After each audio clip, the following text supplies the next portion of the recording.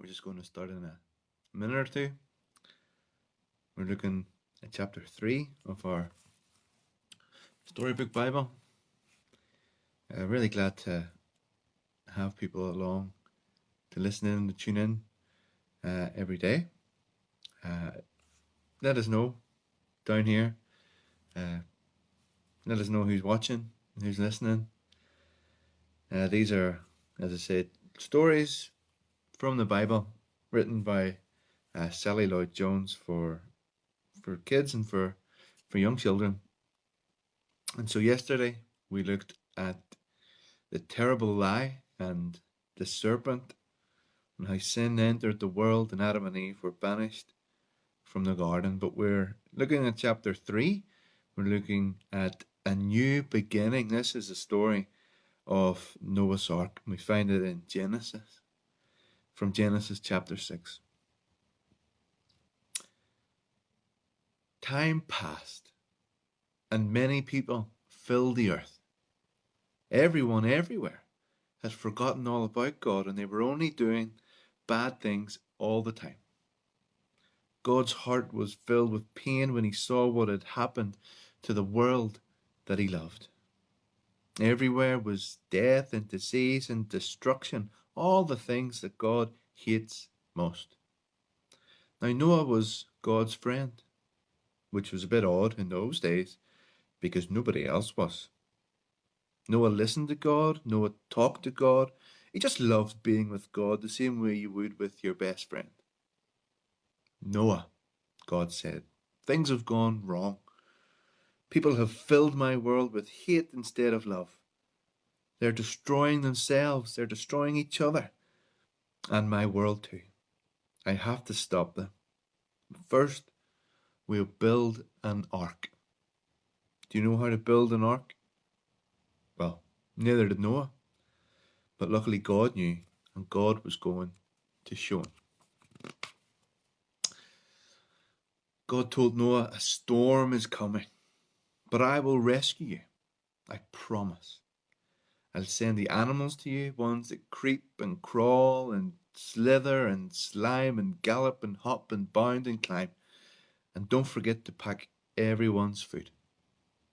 The storm was going to wash away all the hate and sadness and everything that had gone wrong and make the world clean again.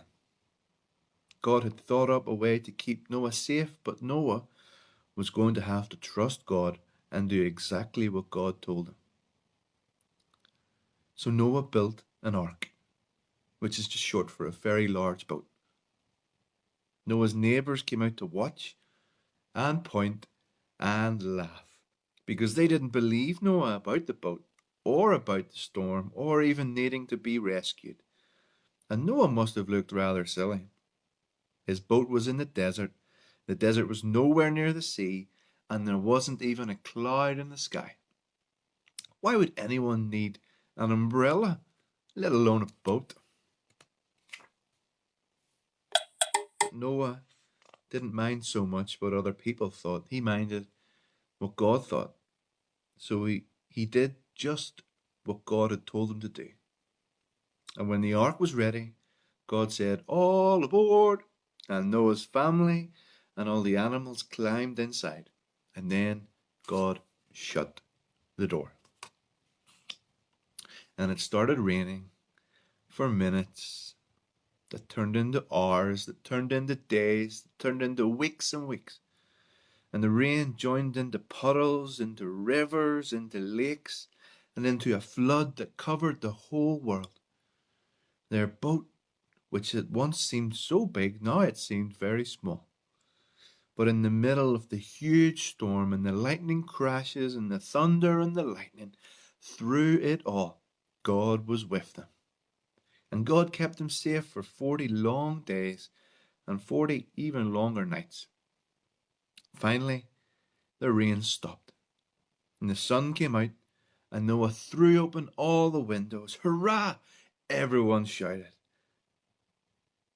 Noah sent out his dove to explore, and it wasn't long before she brought him back a fresh olive leaf, and everyone knew exactly what that meant. She'd found a tree and land. The water was going down.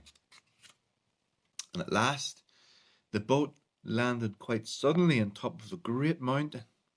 And as soon as it was safe, God said, "Out you come," and out they came, skipping and dancing onto dry land. The first thing Noah did was to thank God for rescuing them just as he had promised. And the first thing God did was make another promise.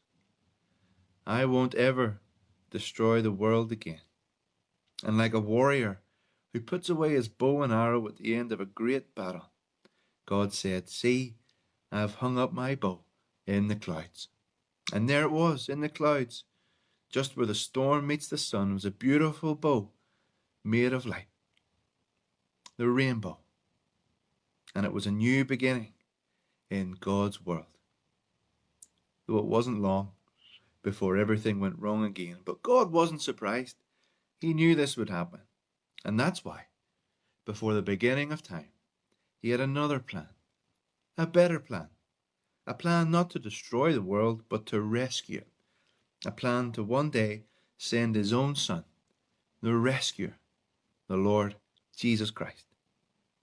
And God's strong anger and hate and sadness and death would come down once more. But it wouldn't come down on his people. It wouldn't come down on his world. God's anger against hate and sadness and death wasn't pointing down at his people. It was pointing up into the very heart of heaven. The story of Noah. And tomorrow we're going to be looking at just a few chapters on in Genesis, and it's a giant staircase to heaven and the Tower of Babel. It's Noah's Ark. It's a very famous story that we know so well. And in it we find a family locked inside a boat, locked inside a space for 40 days and 40 nights. And so in these days where we're self-isolating, where we're keeping safe, I hope that's what we're doing.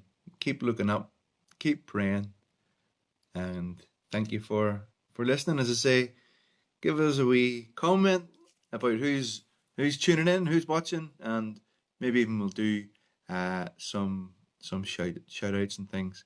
And I'll definitely be wearing my hat again. Bye.